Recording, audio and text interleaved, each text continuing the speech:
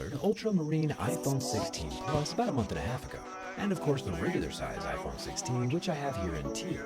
But unless I'm seeing things, it looks like just another shade of blue. The iPhone 16 lineup is more colorful and more affordable, but let's be honest with each other here, not much has changed on the outside. On the inside, however, is where a lot has changed.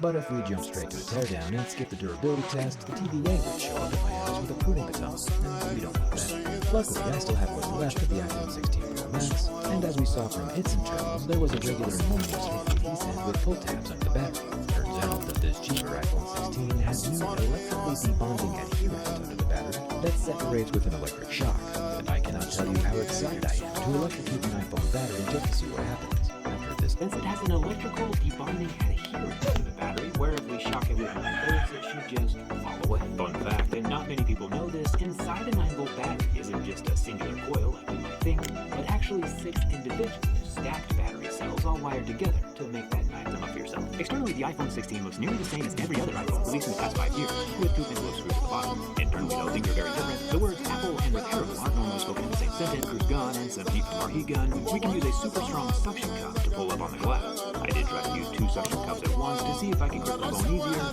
but to no avail. The Jerry Rig razor blade of truth has to come down to show the glass who's boss. Keep in mind, it is actually pretty difficult to slice away the adhesive without slicing away oneself, but eventually the phone opens. The main thing to look out for is the ribbon cable along the right side that goes out to the wireless charging coil. It's plugged in with a little Lego-style ribbon connector underneath the metal plate. After 2 tri-point screws are removed, I can unplug the single ribbon cable and remove the back of the glass. The glass still has its flash attached, and of course the coil has magnets for centering any wireless chargers that you might be using. The metal plate we took off was also covering the battery ribbon cable, which we can also unplug it. Now, here's where things are new. This iPhone 16 has a little tab down at the bottom, which at first glance looks like a pull tab, but is in fact the positive terminal for the battery adhesive, which is a sentence I never thought I would say. We can take our 9-volt battery or any power supply between 9 volts and 30 volts to accomplish the battery removal. The higher the voltage, the quicker the battery will fall away. Before electrocution, the battery is extremely secured and adhered in place. Prying this guy out safely by force alone would be impossible. If we attach the positive electrode to the terminal at the bottom of the battery and the negative alligator clip to the screw near the USB-C port, we can let Thomas Edison do what he does best. The adhesive strip underneath that battery right now is apparently made with epoxy, laced with electrically conductive liquid, which is formulated so that electricity can break the adhesive bonds that are securing the battery to the phone.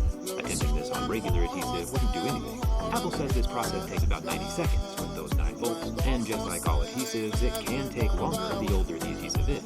So if you're repairing an iPhone 16 5 years from now, you might need to electrocute it for longer. And just like that, after 90 seconds, and the easiest peasiest of pries, the battery pops out all on its own, free from the iPhone housing. This might very well be the coolest thing Apple has ever done. No prying, no crying, no solvents, the battery is just out. All 3,561 milliamp hours of it. The silvery adhesive to the battery still has some sticky residue, but now that tackiness level just feels like a piece of Scotch tape, instead of something that could hold an elephant to the ceiling. On the iPhone 16 side of things, it looks like this new battery adhesion solution adds an additional manufacturing process after the frame's been anodized. You can clearly see the marks left by the milling machine as it cut through the anodizing layer, probably so the adhesive could better conduct with bare aluminum. I'm not gonna lie, it is super cool to see. The 2 cameras up top, the 48 megapixel main camera and the 12 megapixel ultra wide camera above it, both do not have any exterior optical image stabilization. Only the lower main camera has the internal sensor shift, which accomplishes the same thing. The other second most popular repair that someone might want to attempt with an iPhone is a screen replacement. And Apple, who has been feeling extremely generous to us peasants lately, made this pretty easy as well. A well-trained caffeinated technician could probably do a battery replacement in about 10 minutes, and a screen replacement can be accomplished in about that same amount of time. With a whole lot of heat and the finesse of a razor blade wielding samurai, the adhesive can be gently sliced away from around the border. Anyone else attempting this method would probably lose a finger, but I've got a decade's worth of experience and currently have more fingers than I need. This time around, the screen opens to the left, just like a book, which is probably something you should pick up once in a while if you live here in the USA. With 2 more tri-point screws removed and 2 more metal brackets gone, and 2 Lego-style ribbon connectors unplugged, the screen is now free to be swapped out and replaced. Apple makes all of their repair guides available for free on the internet, which is flabbergastingly impressive. I think Apple realized that the vast majority of people would never attempt something like this, so they just have nothing to lose. However, those new repair guides do go all the way back to the iPhone 12s, which can now be found for pretty cheap online.